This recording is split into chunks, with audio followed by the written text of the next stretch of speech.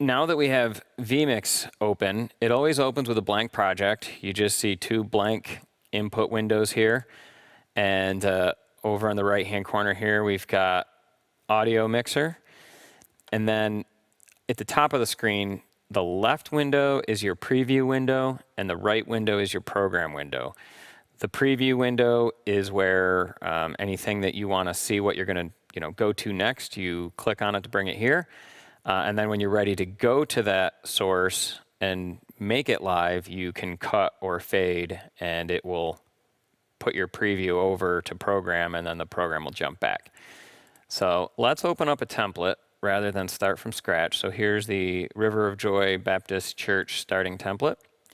So I'll click on that. It takes it a little bit of time to load the preset. I'm going to show you one of the most important things that you can never forget to do, or you'll have all sorts of trouble. And that's, notice right now, the program window is saying camera 2, but we're seeing the PowerPoint. The reason is that there's two different outputs being used from vMix. One of them is the full screen output. You see this full screen button up here, and it's always on when vMix loads. The full screen output is what's being sent to the church televisions. And because the church televisions, we want them to always show the PowerPoint or the laptop feed for JCC. We have something set up called an overlay, and it's just telling it no matter what is actually on the screen, put overlay for PowerPoint over the top of it. So camera 2 is actually technically below this. We just don't see it because this overlay takes up the whole image. So to see what is going to the live stream, just left click on this gearbox right in the upper right of the program window and change it to output 1. Now you can see camera 2. Output 1 is what's going to the live stream or the recording. If you were in the church right now, you would see that the TVs on screen still show the PowerPoint. You don't want people in the church being distracted by looking at your video cameras up in the monitors. So now that we've done that, we're able to properly see our preview and our program for the live stream. Preview is camera 1, program is camera 2. Down here on the lower main section of the interface are all of our different inputs, and if you click on one, so I'm going to click, for example, on the PowerPoint, and you'll see that immediately put it on preview. If you want, you can put the PowerPoint full screen for home users as well. You would just load it to preview and then hit either cut or fade, and now everybody looking at the live stream would see the full-size PowerPoint. And it would actually show up here that the source is the PowerPoint.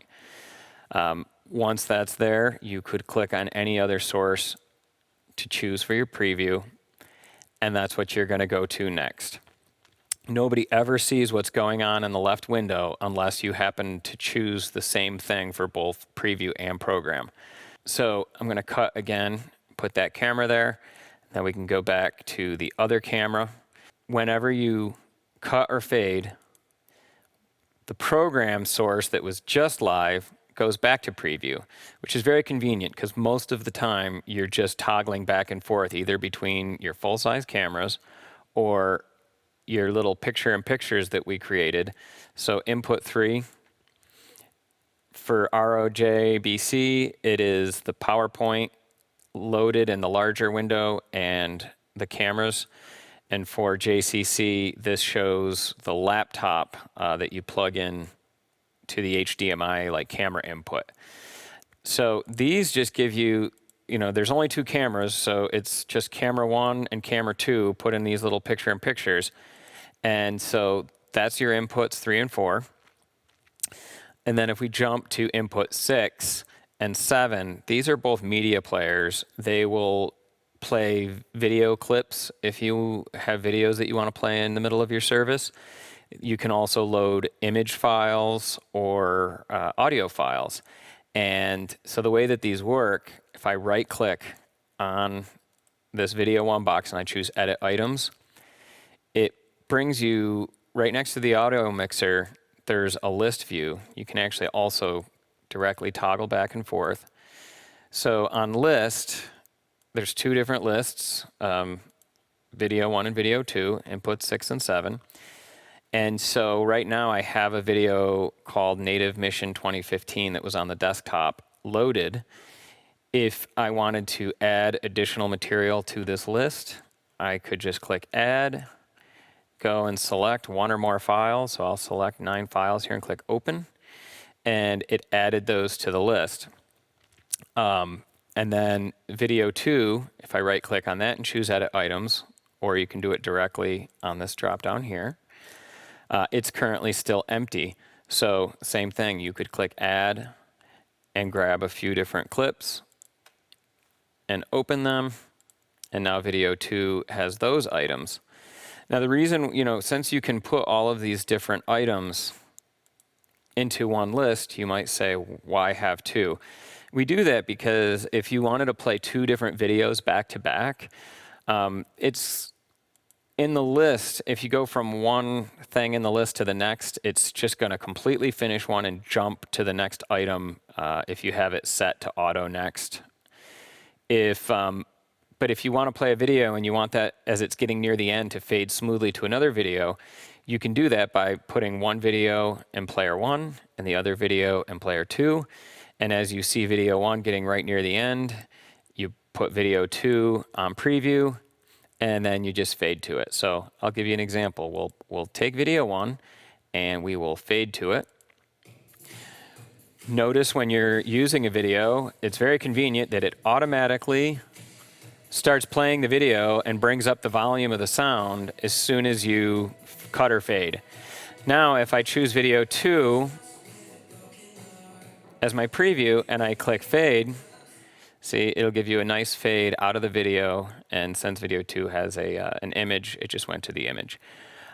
Another important thing is pre-programmed in this template, when you play anything on the video players, it knows that you're going to want people both in the church and at home to see them.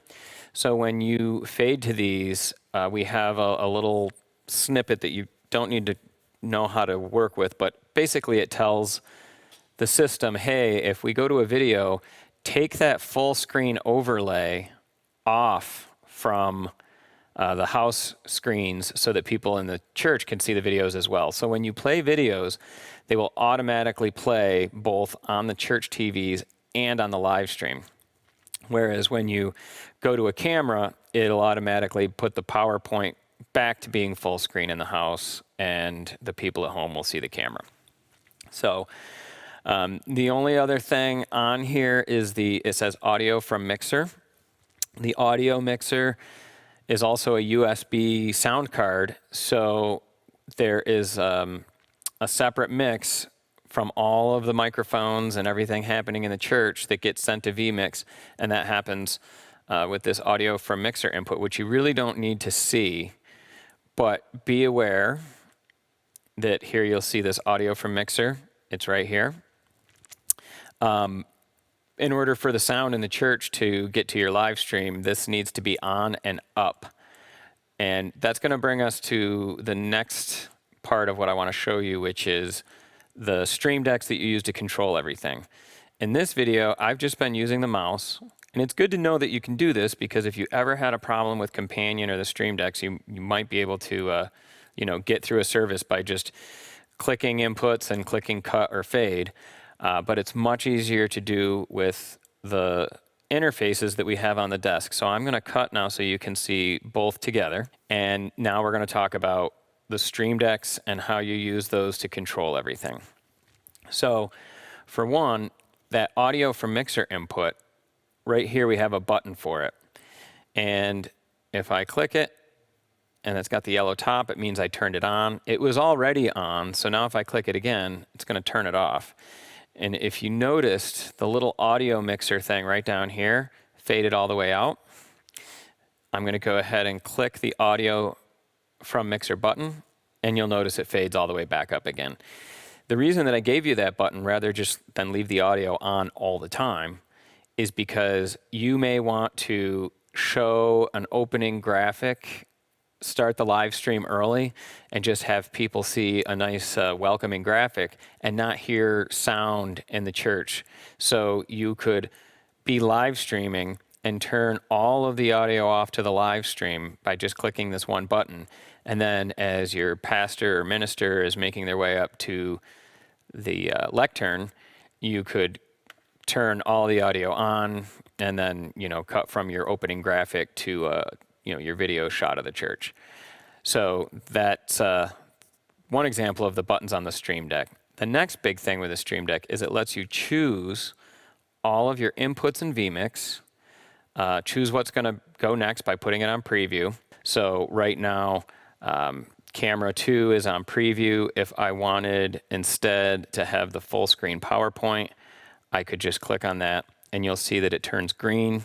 Green for preview, and red tells you what is on program, sort of as a stop sign, if you will, so that you know if you choose that source, because you can preview what's on program. So if I click camera 1 full, you can see it's still red because it wants to let you know, hey, this is what people are seeing. But if you click it so that it's also the preview source, then the buttons on the left will start to move it around. So green means, hey, you're safe. You can move that camera around. You can zoom in. You can choose presets. And you don't have to worry about people seeing that. But when it's red, it means it's live. So that's what Stream Deck 1 is for, and it's labeled switcher, and it's the one on the right. The screen never changes. It's always this home interface. I should show you, in addition to these preview buttons, for the River of Joy Baptist Church, these two left and right buttons, right above cut and fade, these move the PowerPoint slides forward and backwards. So here, I will preview PowerPoint, and now watch, when I click next, it starts going through the slides.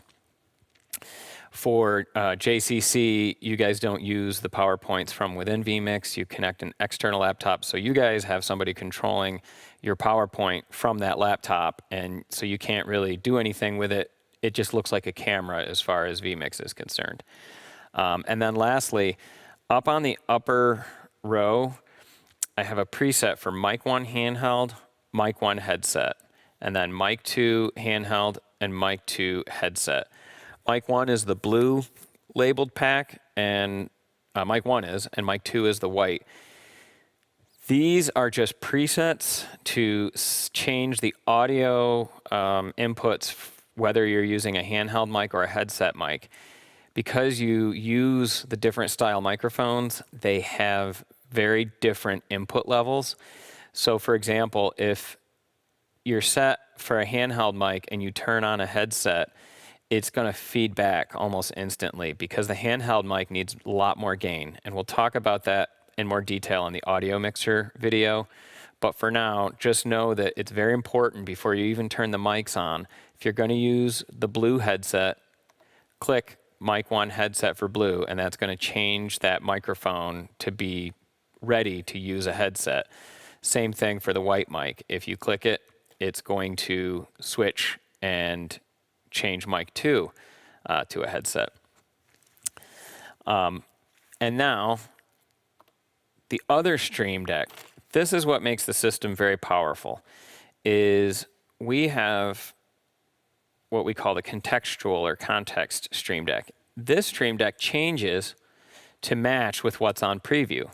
So right now, camera 2 is on preview, and you'll see in this upper left corner, it might be hard on this video, but it says PTZ Optics 2, which is camera 2.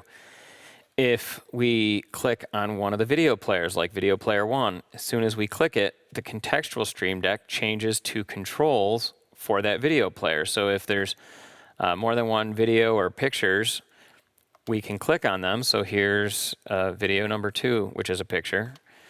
All those pictures that I added, and it shows you in blue which one you're on.